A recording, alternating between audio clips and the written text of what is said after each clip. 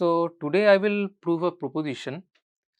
So this is mainly a commutative algebra result, but we will need that result for means proving that product of two affine varieties is an affine variety or product of two affine algebraic sets is an affine algebraic set. So we know that the affine varieties corresponds to finitely generated k-algebras, which are integral domains, and affine algebraic sets corresponds to finitely generated reduced k-algebras. So let me first state the proposition.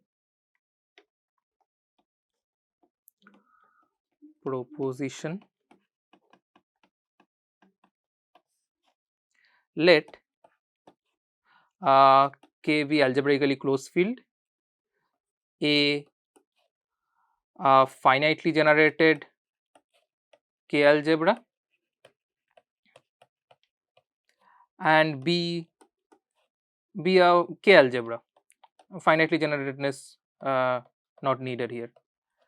Okay. Then if A and B are reduced, then so is A tensor B over K,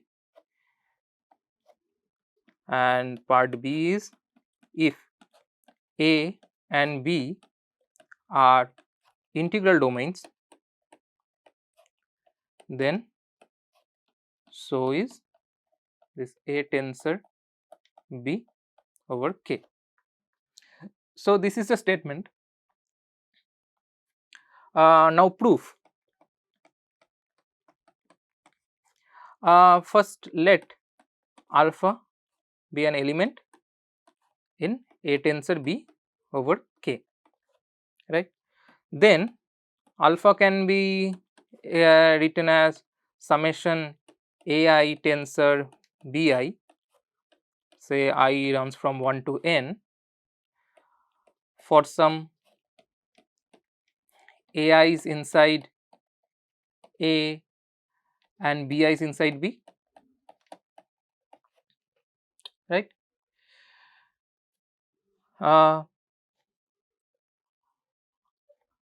And now observe that if one of the Bi is a linear combination of the remaining Bi's, say Bn can be written as say summation Ci Bi, where I runs from 1 to n minus 1 for some Ci inside this field K, then we can write alpha as summation I from 1 to n minus 1 AI tensor Bi plus plus An tensor summation Ci Bi, where I runs from 1 to n minus 1. Now using bilinearity of tensor product, we can write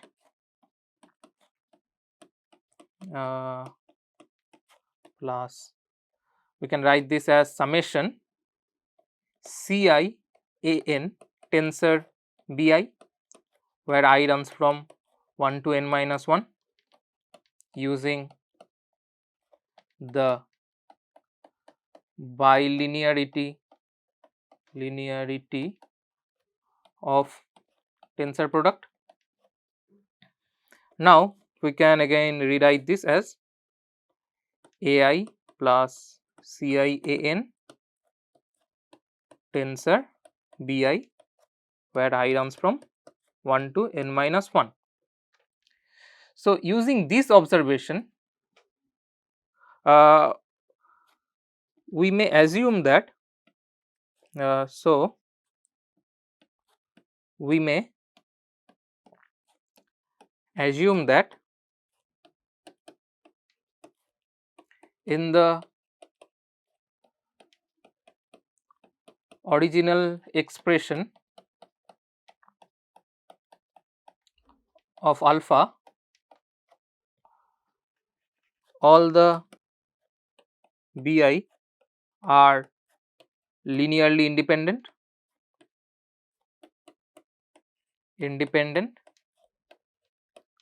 over k, because if it is not linearly independent, we can reduce to a case where all the bi's are linearly independent. We can find some expression of alpha. So we assume that in the original expression all the bi's are linearly independent over k. Okay. Now we will prove part A. Assume A and B to be reduced and suppose that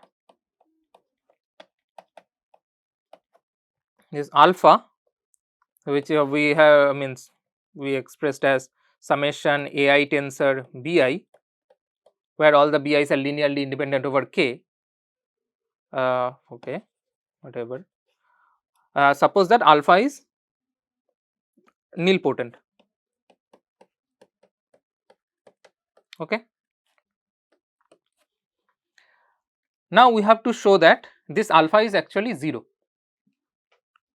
Now let M be a maximal ideal of A. Now consider the natural map A to A mod M, this surjective homomorphism. Now we know that by weak Null's ansatz, this is isomorphic to this field K because K is algebraically closed by weak Null's ansatz.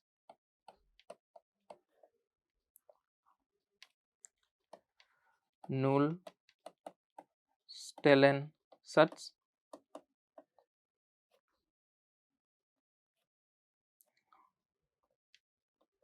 This is because the K is algebraically closed field. Now this map induces this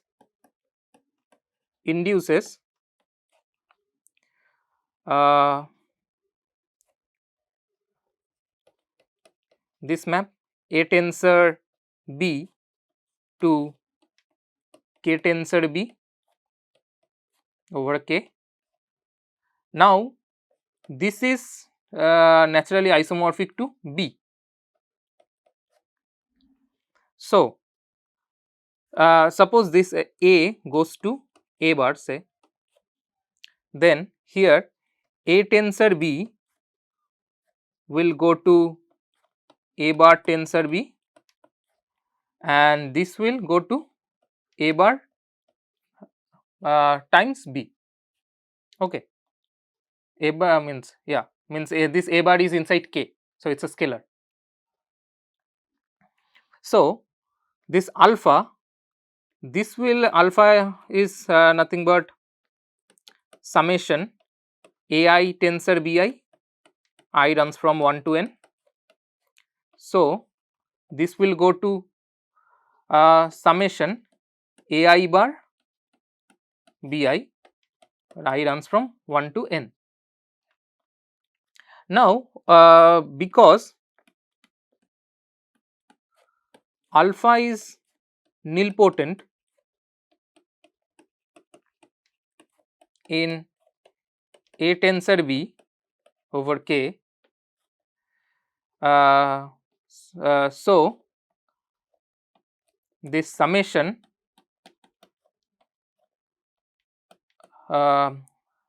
AI bar BI is nilpotent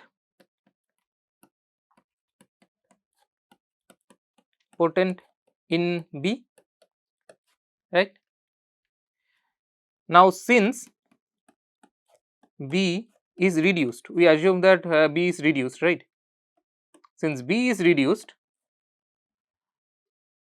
hence this summation AI bar BI, I runs from 1 to n, this is equals to 0. Now this will imply that this AI bars, they are actually equals to 0, because we assumed that BIs are linearly independent over K.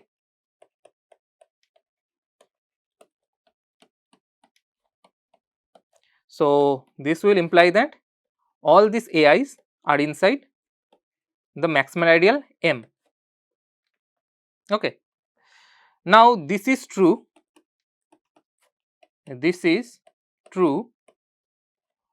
for all maximal ideals of A. Okay. So this implies that, means okay. Now from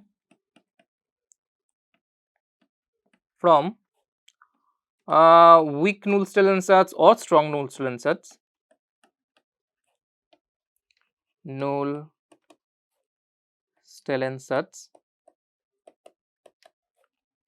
it follows that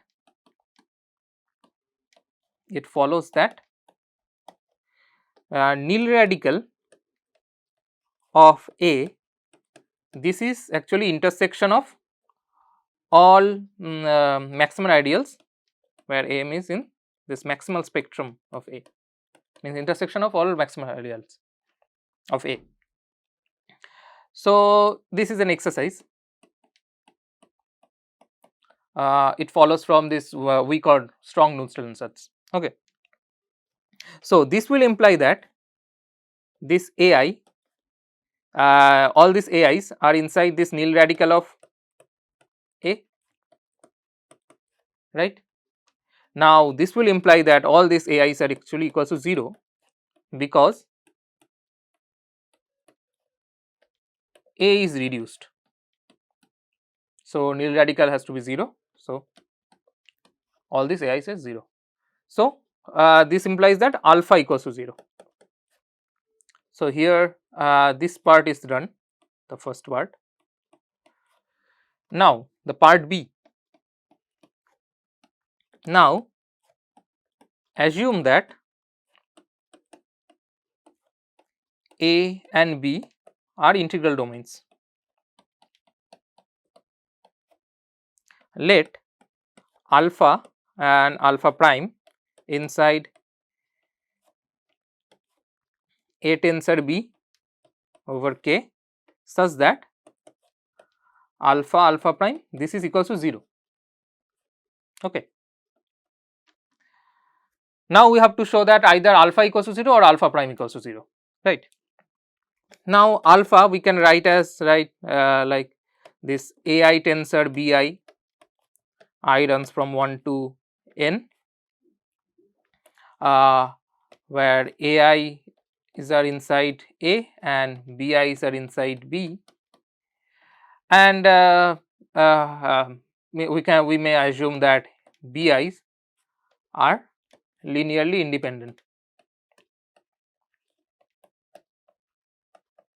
independent over K.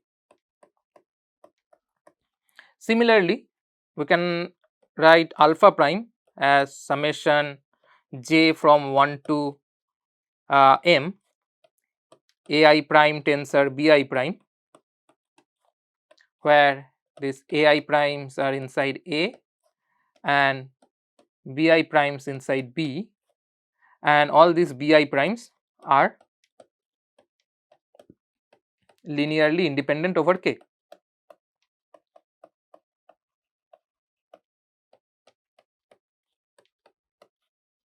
Okay. Now again we consider the map, means for any maximal ideal M of A, consider this A to A mod M, which is isomorphic to K, this surjective map consider, where A goes to A bar, and means this induces, and the induced map, and the induced map, sorry, the induced map from A tensor B over K to K tensor B over K, which is naturally isomorphic to B. So it will take it takes A tensor B to A bar tensor B, which takes A bar takes to A bar times B. Now here it says that alpha prime, this is equals to 0. So this will imply that this summation ai bar bi, I runs from 1 to n, times summation ai prime bar bi prime, j runs from, sorry, here j runs from 1 to m, say, right. Okay, here it is j, here it is j, these are all j's. Okay, now this will be equals to 0.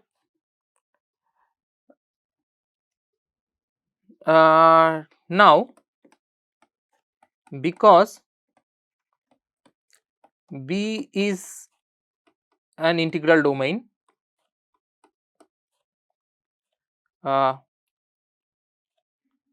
so either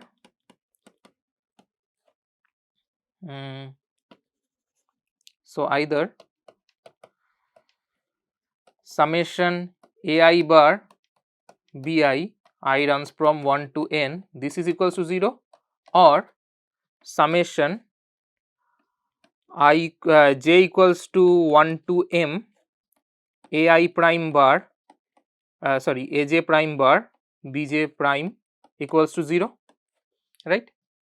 Now from the previous arguments, the arguments we previously used, it follows that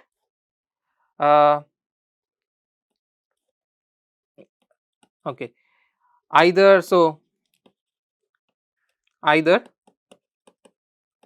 all AIs are inside the maximal ideal M, or all AJ primes, they are inside the maximal ideal, or all AJ primes are inside the maximal ideal M, and this is true for all maximal ideals. This is true for all maximal ideals,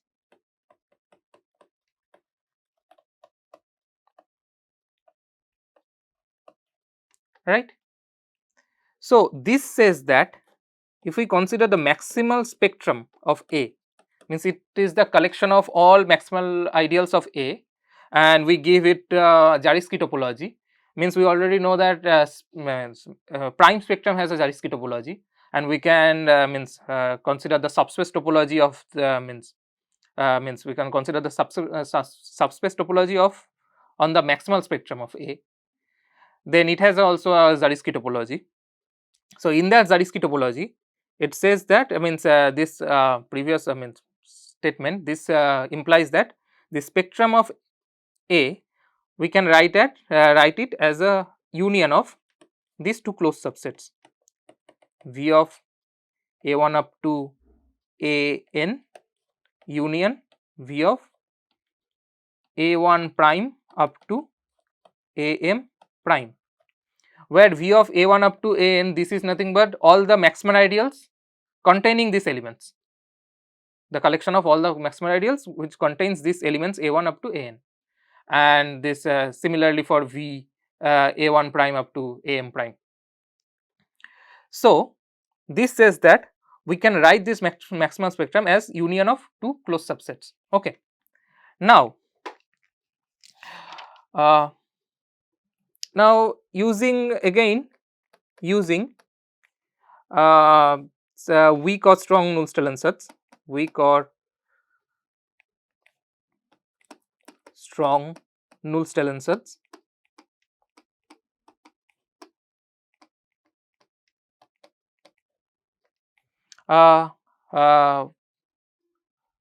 prove that means one can show that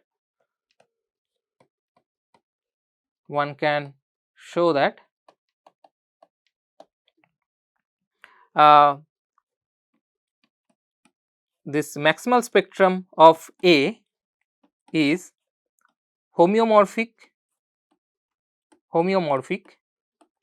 It is in fact isomorphic, but means we have to define proper morphism between this spectrum.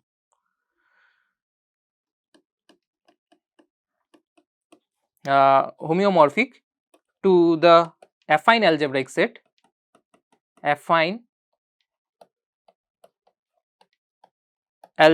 set, whose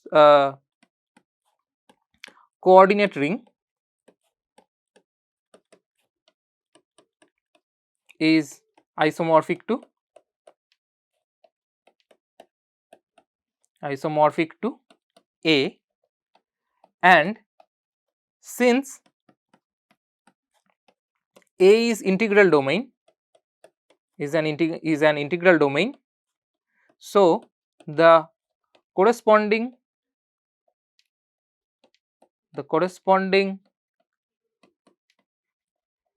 affine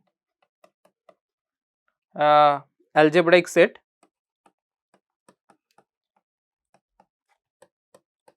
is irreducible.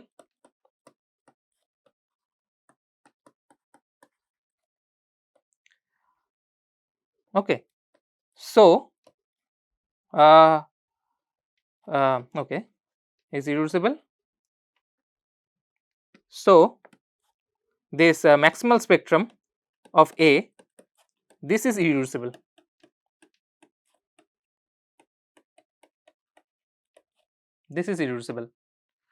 So this will imply that this either this maximal spectrum of A, this is equals to V of A1 up to AN, or this maximal spectrum of A, this is equals to V of A1 prime up to AM prime. Okay, so the first one implies that means from our previous observation, the first one implies that this all this AI is at 0. First so either all AI is at 0, the first one implies, or the second one implies that all the this AJ primes, they are 0. So this implies that either alpha equals to 0 or alpha prime equals to 0. So we are done. So this is what we wanted to show. So from this proposition, it follows that product of two affine algebraic sets is affine algebraic set, and product of two affine varieties is an affine variety. So okay, let me stop here. Thank you.